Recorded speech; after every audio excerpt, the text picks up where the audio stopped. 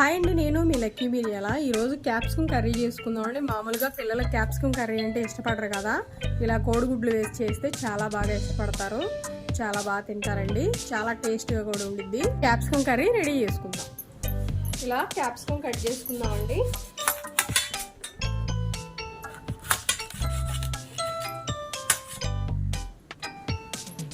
ఈ విత్తనాలు, ఈ తోడేమో ఇవి తీసేద్దాము. మనం ఇలా వేస్ట్ అంతా తీసేసేయాలి. ఇలా గింజలు ఇవి ఉంటాయి, తొడిమలు ఇవి తీసేసి పక్కన ఈ క్యాప్సికమ్ని సన్నగా తరుగుదాం. ఇలా సన్నగా తరిగి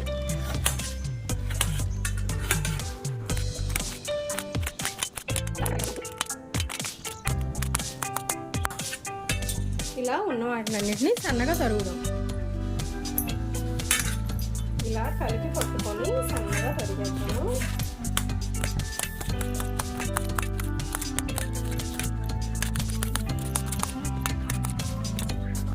మనం ఇలా సన్నగా తరిగితే టేస్ట్ బాగుండిద్ది కూర అనేది.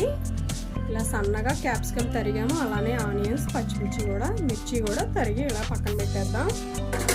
స్టవ్ ఆన్ చేసాను, కళాయి పెట్టేసాను. తగినంత ఆయిల్ వేసుకుందాం. ఆయిల్ వేడైందండి. మినపప్పు, శనగపప్పు, ఆవాలు, జీలకర్ర ఇవి వేసుకున్నాము. ఆవాలు చిట్లే వరకు వేపుకుందాము.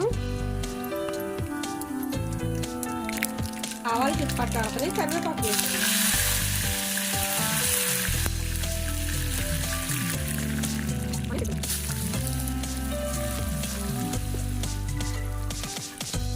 పావు స్పూన్ పసుపు వేసుకుందాం. మిర్చి కూడా వేసుకుందాం. ఇప్పుడు క్యాప్సికమ్ ముక్కలు కూడా వేసుకుందాం.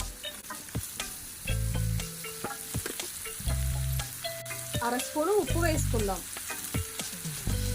ఉప్పు వేస్తే తొందరగా క్యాప్సికమ్ మగ్గుతాయండి. ఇలా కలుపుతా వేపుకుందాము.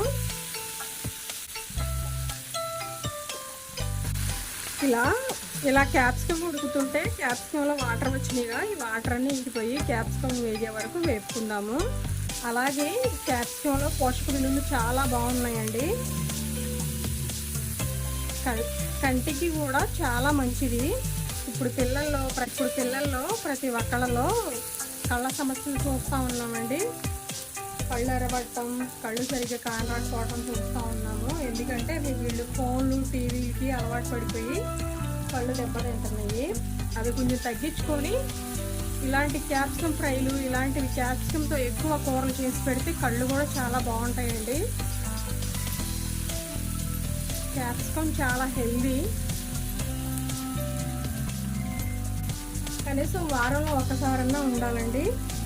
వీడియో చూస్తుంది కొత్త వాళ్ళు అయితే ప్లీజ్ సబ్స్క్రైబ్ చేసుకోండి. సబ్స్క్రైబ్ చేసుకొని బెల్ వస్తే బెల్ టచ్ చేయండి, ఆల్ వస్తే ఆల్ టచ్ చేయండి. అలానే మేము పెట్టే వీడియోస్ అనేది నోటిఫికేషన్ రూపంలో వస్తాయండి. అలా అయితే నేను పెట్టే వీడియోస్ మిస్ అవ్వకుండా వస్తాయి. ప్లీజ్ సబ్స్క్రైబ్ చేసుకోండి.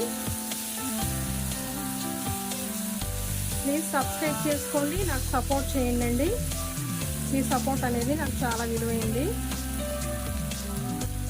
క్యాప్సికమ్ ఇలా వేగినాక కోడిగుడ్లు వేసుకున్నామండి. ఇలా వేగితే చాలు. క్యాప్సికంలో ఉన్న వాటర్ అంతా ఇంకిపోయి ఆయిల్ బయటకు వస్తుంది చూడండి. ఇలా వేగితే చాలు. ఇప్పుడు కోడిగుడ్లు వేసుకున్నామండి. ఇలా 4 పాయలు కొట్టి తీసుకున్నాను. ఇలా వేసుకున్నాము.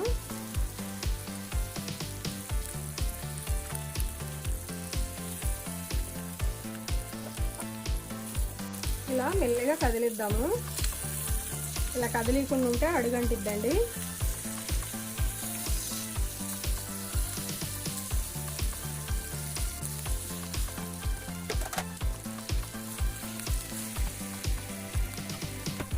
లో ఫ్లేమ్లో పెట్టేసి మూత పెట్టేసి ఉడికిద్దామండి. ఒక 2 నిమిషాలు చూద్దామండి.